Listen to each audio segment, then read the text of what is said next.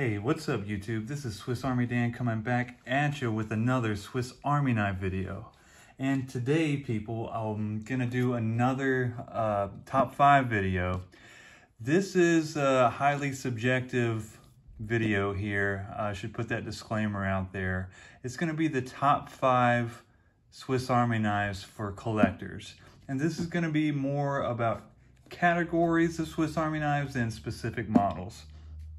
So we're going to start with the actual Swiss Army knife, the soldier model. These are both soldiers here. What's so cool about the soldier is that it was actually carried by the Swiss military. These models, these older models, before they did away with this little plate for the Waffenkontrolle stamp. Waffenkontrolle is like German for weapons control, literally. But that means that they were inspected and, you know, certified for use for the Swiss military. You can find models that were just intended for the consumer market, and that'll be indicated by no stamp on the little plate there. Another cool thing about the soldiers is the year it was made is right there on the back. Here's a 1981. Here's another one from 1981. These both happen to have the Waffenkontrolle stamp. Here's one without the Waffenkontrolle stamp. It was made in 85. And, you know, the soldier went through different variations. It was red at one time in the 60s to mid to late 60s. Before that, they had this 93 millimeter model that used this fiber type of scale. This is a 1954. It was made by Wenger at that time. Wenger referred, or had a tank stamp at least, that referred to them as Victorinox. And the modern soldier is a 111 millimeter model. It's a one-hand opener. It still does have a year stamp there on the tang, but this is what they're still carrying this style in the Swiss military. But how can you say I'm a Swiss Army knife collector without actually having a knife used by the Swiss Army? You know what I mean? So that takes the number 1 category for Swiss Army knives you need if you're a Swiss Army knife collector. They're also pretty darn useful. I mean, it's basically just the Pioneer.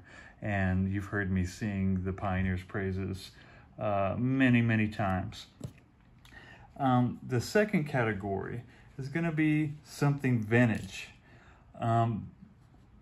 Swiss Army knives have seen lots of changes over the years, and one of the really cool things to do is find an older Swiss Army knife, and you can kind of find a year range just by the tools that you see there, because they're kind of like in flux.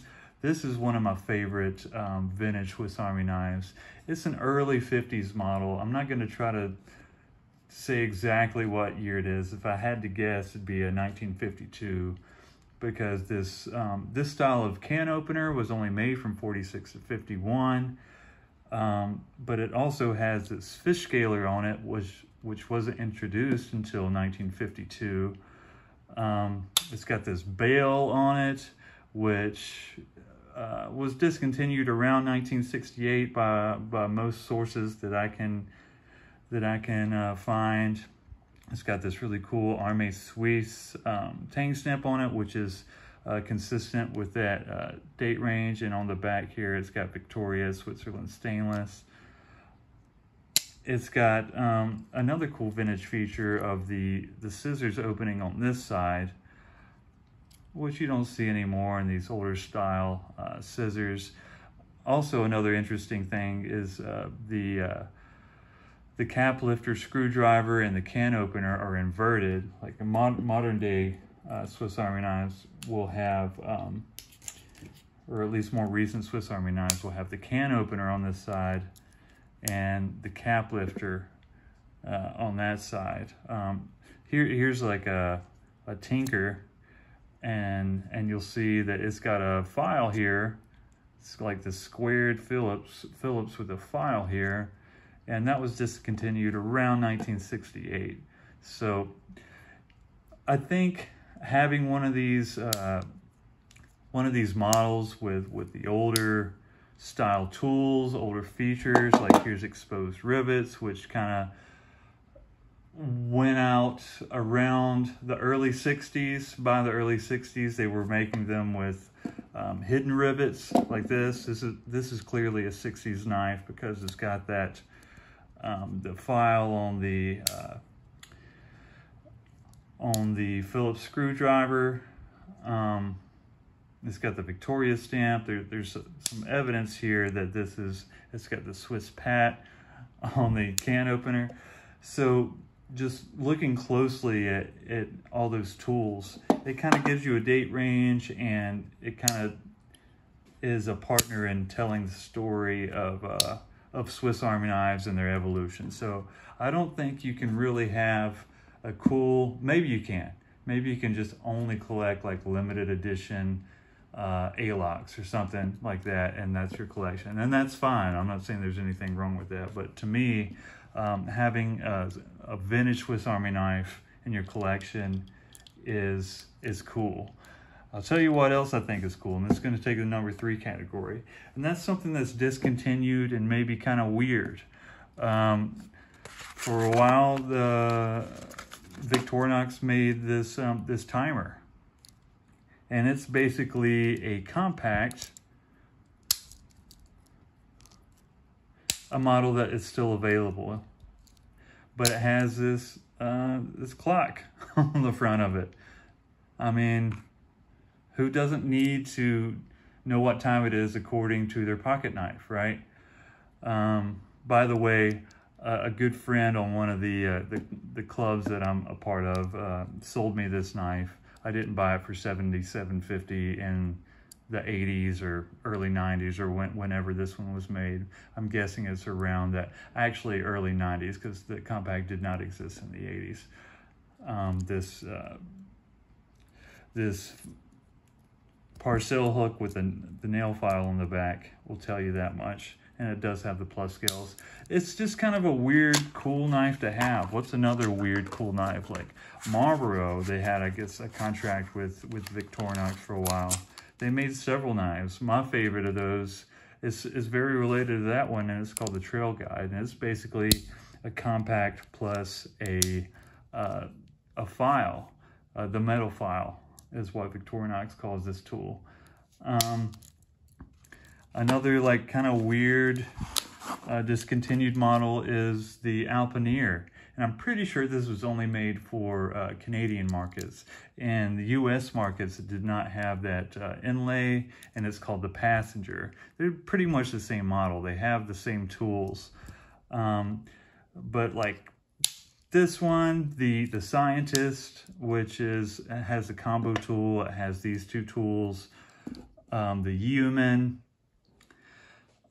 they're all, which has this layer plus the compact tools. This layer plus the compact tools.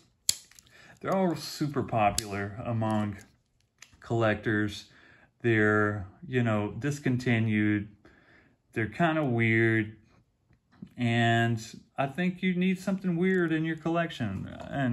And weird is a loose term there, but something that's like, that speaks to the past, that is just not available anymore, and has like some unique, cool features. So the next category I'm going to say is Old Cross. So modern Swiss Army knives have the Swiss Cross emblem, like the shield thing, that looks like this. Here is the Old Cross, and that was used from around 1957 until like the late 90s, like 1998, 1999 or so.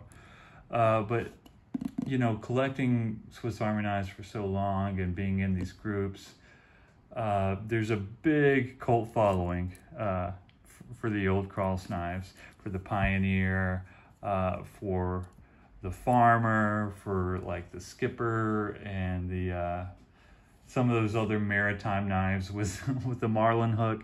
Those are all awesome knives, but I think just having an Old Cross knife is awesome. I finally found an Old Cross Pioneer that's silver instead of red. They didn't produce the Pioneer in just silver. They saved that for the electrician. I really like this knife because it doesn't have the key ring. It is Old Cross. On the electrician, you get the electrician's blade instead of this can opener. So that's something I was looking for, but this knife is special to me. You might show this to someone else and be like, what the hell do I need that for? I don't know. But I think if you're a Swiss Army knife collector, maybe you can just appreciate Old Cross from afar, but in my opinion, you need an Old Cross in your collection. So next thing I'm gonna do is, so Victorinox introduced this limited edition line in 2015. I've got a couple here. This is the 2022 model, and which is a Thunder Gray, and then there's a Champagne Gold. This is a Cadet released in 2019. Sad news is they stopped doing the Cadet. I think that was around 2021, I think. And then they just went to like the classic SD and the Pioneer X, which this is a 2022 Pioneer X. And there's a newer model called the Evoque. But anyway, like they're produced in limited quantities. They're in cool, unique colors. Victorinox is taking the time to be like, hey, this is, you know, I get it. This is how they make money. It's a marketing thing. But I think for me, they sold me. Like, I do want a limited edition Alox model. And a cool thing is they have the years printed on there. So again, it's a good way to commemorate dates. So I know there are mixed opinions about, you know, from collectors. Like, collecting is a very subjective thing, and it's like what matters to you, like what you want. There's like some emotions like tied in there, and I get that. But, you know, hopefully this was helpful if you're just interested in Swiss Army knives.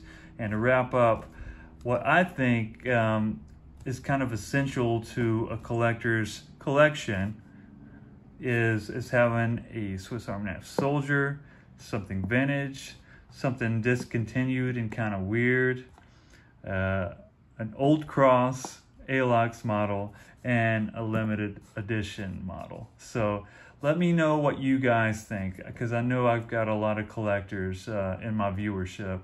Let me know what you think the top 5 categories or Swiss Army knives that people should have in their collection.